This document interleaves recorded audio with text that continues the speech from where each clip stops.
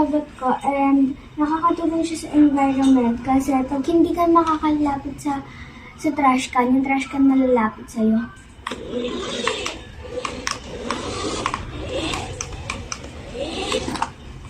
And made out of old Legos na di na namin nagagamit. Plastic bottle. Googly eyes sa project na di na namin nagamit. Fita plastic. And kaya siya may divider dahil sa non-biodegradable and degradable. And ito lang, wig. And box. Dalawang box.